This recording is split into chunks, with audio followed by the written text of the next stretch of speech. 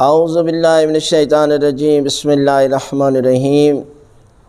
22ویں شب کے اعمال بیان کیے جا رہے ہیں۔ 22ویں شب میں 2 رکعت نماز ہے، 2 رکعت نماز پڑھتا ہوں قربتاً اللہ، اور اس میں سورہ الحمد کے بعد 15 مرتبہ سورہ کافرون ہے۔ قل یا ایھا الکافرون، یہ چھوٹی سی سورت ہے،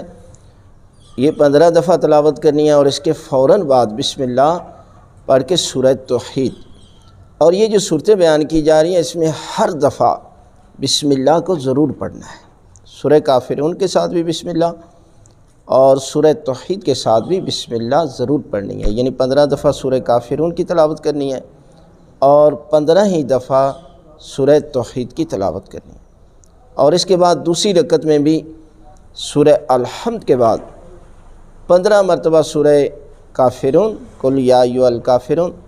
اور دوسری رکعت میں بھی سورہ توحید کو 15 دفعہ یعنی بسم اللہ کے ساتھ قل ھو اللہ احد کی تلاوت کرنی ہے۔ جب یہ آپ 15 دفعہ پڑھ چکے ہیں تو اللہ اکبر کرنے کے بعد دعائے قنوت ضرور مانگیں۔ دعائے قنوت میں کوئی بھی دعا مانگ سکتے ہیں، درود تک اکتفا کر سکتے ہیں، اور ویسے جو ہے وہ دعائیں زیادہ سے زیادہ دعائیں جو ہے وہ یاد کرنی چاہیے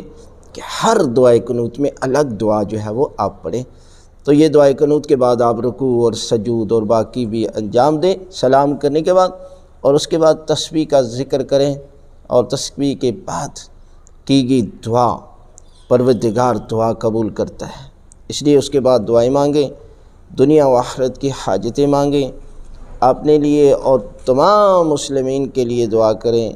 اور اپنے مرحومین کے لیے اور باقی مرحومین کے لیے بھی دعا کریں کہ خالق کائنات ماہ شعبان المعظم کے صدقے میں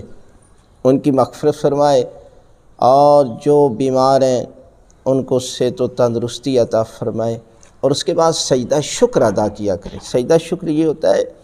کہ پروردگار نے مجھے یہ اتنی بڑی توفیق عطا کی، میں اس کی توفیق اور اتنی بڑی نعمت انجام دینے کے بعد اس کا شکر ادا کر رہا ہوں، اس لیے سجدہ شکر جو ہے وہ ادا کریں، اور اس کے بعد ائمہ کی بارگاہ میں زیارت پیش کریں، سلام پیش کریں، جو آپ نماز کے بعد پیش کرتے ہیں، تو یہ بہت بڑا اجر ہے، بہت بڑا ثواب ہے، اور آپ اس عمل کو انجام دیجیے۔